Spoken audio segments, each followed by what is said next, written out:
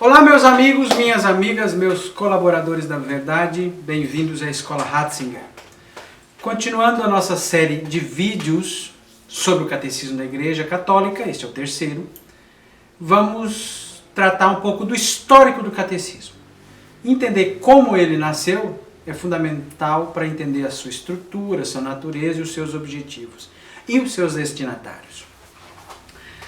Como eu disse no vídeo anterior, o Catecismo Romano, o Catecismo do Concílio de Trento, é o ancestral, o antepassado do Catecismo da Igreja Católica. Muito bem. O Catecismo Romano ele tem uma diferença em relação ao da Igreja Católica. Ele é fruto direto, vamos dizer assim, do concílio. Ele é o Catecismo do Concílio de Trento porque ele foi pedido pelo concílio e, vamos dizer assim, os trabalhos da sua redação começaram praticamente imediatamente no ano seguinte e ele nasce em 1566. Nesse sentido, o Catecismo da Igreja Católica ele é um temporão, é um filho um pouco mais tardio, tanto que muitos vão chamá-lo de um catecismo pós-conciliar. Os dois são catecismos para a Igreja Universal, não para uma região específica, como aquele intitulado por muito tempo Catecismo de São Pio X. Não, esses são catecismos universais. E, talvez, uma história ignorada é que o Catecismo Romano gerou muitos catecismos locais, porque a Igreja sempre esteve atenta a essa noção de enculturação. Hoje se fala, parece que só depois do Vaticano II a Igreja esteve atenta a isso. Claro que temos uma visão amadurecida em muitos aspectos, mas se nós vermos, por exemplo, a história de São Toribio de Mogrovejo no Peru, nós veremos aí uma aplicação praticamente imediata do Concílio de Trento e a tentativa de uma catequese sólida com inspiração no catecismo romano. Então, o catecismo da Igreja Católica, ele não nasce depois do concílio por um motivo. Muitos acreditavam que naqueles anos de ebulição pós-conciliar seria impossível um catecismo. Porque muitas das discussões do Vaticano II giraram em torno de linguagem. A dificuldade de encontrar os termos teológicos, a linguagem única para anunciar a fé. Não dá de anunciar a fé do mesmo modo na Europa e na África, na Ásia e na América Latina. Então, todas as discussões sobre enculturação, que na verdade nos documentos aparece como adaptatio, como adaptação, de alguma forma postergaram a redação de um catecismo. E em outros vídeos eu já falei daquelas disputas teológicas, muitas vezes materializadas nas revistas Concilium e Communium, mostra que a recepção de um catecismo seria muito difícil naqueles anos, até porque muitas questões ainda não estavam assentadas. Eu sempre digo, muitas vezes, se nós olharmos o magistério de Paulo VI, é um magistério de um bombeiro, que tem que apagar fogo, porque em muitos lugares a heresia começa a queimar tudo. Então você pode ver que muito rapidamente Paulo VI faz cartas encíclicas e documentos sobre o que é a igreja, a devoção mariana, o mistério eucarístico, celibato sacerdotal, sobre a procriação.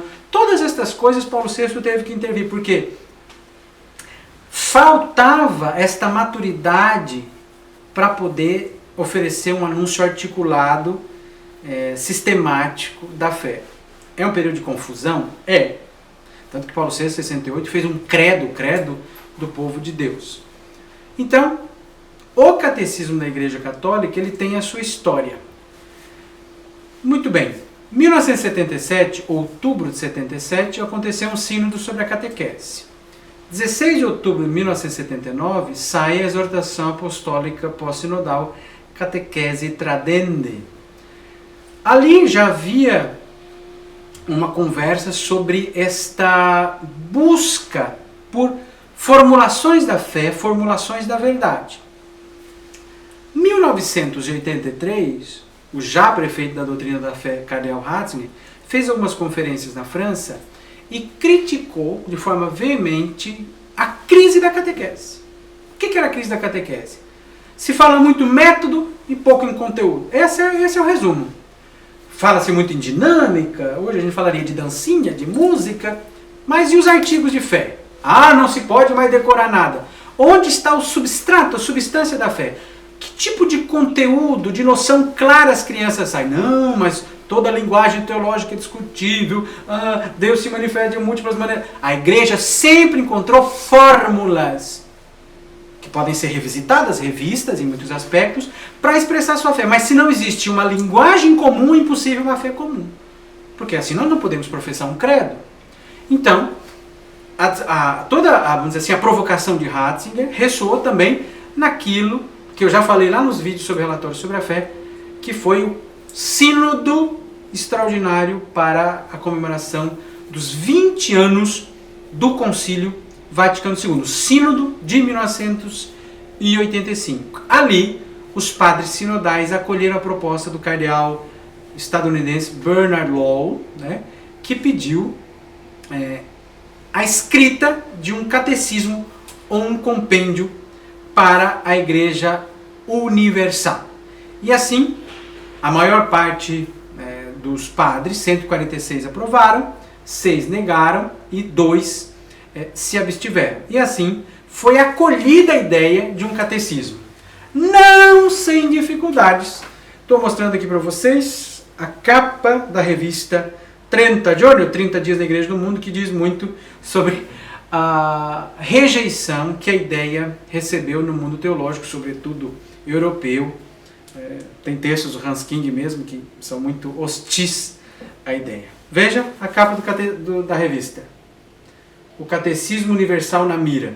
Isso diz muito sobre a tendência daquele tempo. Ratzinger disse, agora, na década de 80, já estamos em tempos maduros para um catecismo. E assim começa o trabalho, em 85, de redação do Catecismo da Igreja Católica, tendo ninguém mais, ninguém menos, à frente desse trabalho, o cardeal Ratzinger, que não escreveu o texto, mas coordenou todo o seu trabalho de redação, ajudado por aquele que depois seria o cardeal de Viena, Christoph Schönborn.